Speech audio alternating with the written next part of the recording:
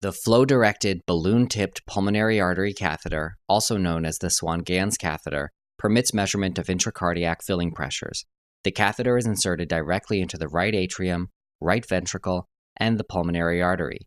The catheter permits measurement of the wedge pressure in the pulmonary artery, which approximates the left atrial pressure. The catheter also permits determination of cardiac output using various techniques. Pulmonary artery catheterization can be used to diagnose and manage pulmonary hypertension, cardiogenic shock, mixed shock states, cardiac tamponade, and mechanical complications of ST segment elevation myocardial infarction, known as STEMI, including right ventricular infarction, ventricular septal rupture, and papillary muscle rupture. Pulmonary artery catheterization is also part of the standard evaluation of patients being considered for heart or lung transplantation. Insert the catheter 15 centimeters so that its tip is outside of the sheath, then inflate the balloon. Continue to advance the catheter until a right atrial waveform is transduced. From an internal jugular or subclavian vein, the distance to the right atrium is typically 15 to 20 centimeters.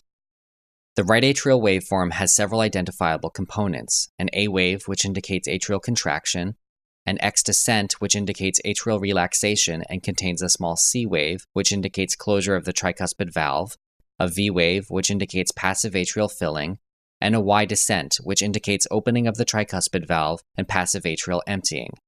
Instruct your assistant to write down the mean right atrial pressure.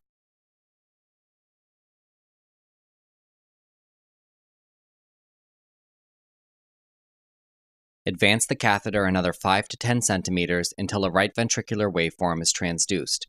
This waveform is notable for a swift upstroke and downstroke, representing ventricular contraction and relaxation, as well as a slower upstroke, representing passive ventricular filling, followed by atrial contraction. Instruct your assistant to write down the systolic and diastolic right ventricular pressures.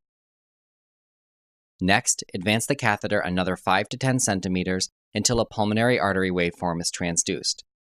This waveform is distinguished from the right ventricular waveform by a decline rather than increase in pressure during diastole, an increase in overall diastolic pressure, and a dicrotic notch, which represents the closure of the pulmonic valve. Instruct your assistant to write down the systolic, diastolic, and mean pulmonary artery pressures. Continue to advance the catheter until the wedge pressure waveform is transduced.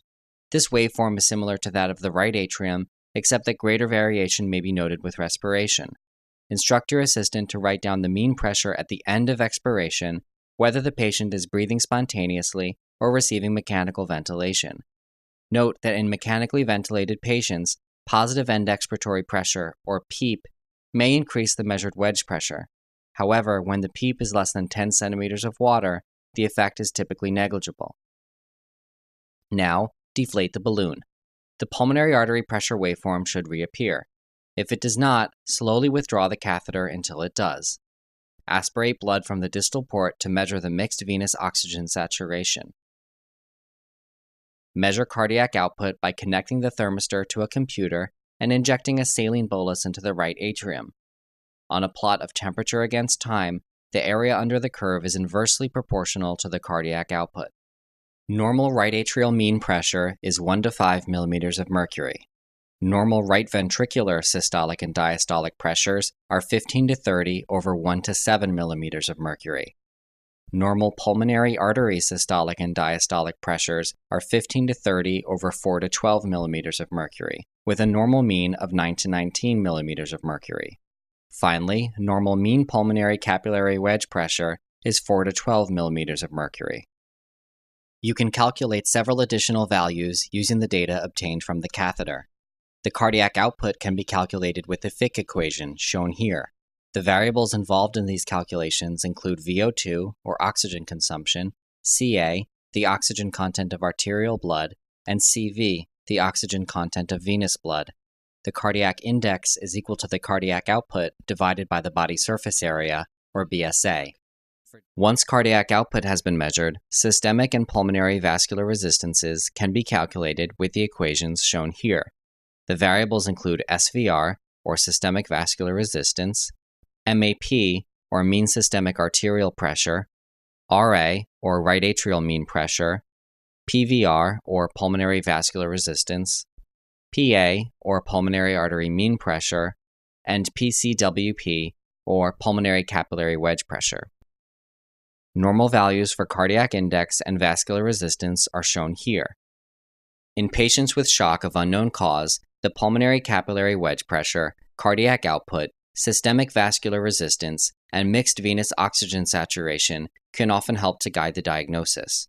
In cardiogenic shock, wedge pressure and vascular resistance are high, while cardiac output and mixed venous oxygen saturation are low. In the early phase of distributive shock, cardiac output and mixed venous oxygen saturation are high, and wedge pressure and vascular resistance are low. Finally, in hypovolemic shock, vascular resistance is high, and wedge pressure, cardiac output, and mixed venous oxygen saturation are low. It is possible to diagnose many more conditions by examining pressure waveforms. Pulmonary artery catheterization yields hemodynamic data that may facilitate the diagnosis and treatment of patients with a wide range of cardiopulmonary conditions. When appropriate precautions are taken, the procedure is generally safe. However, all providers must be aware that because fatal complications can occur, the procedure should be performed only when the results are expected to aid clinical management.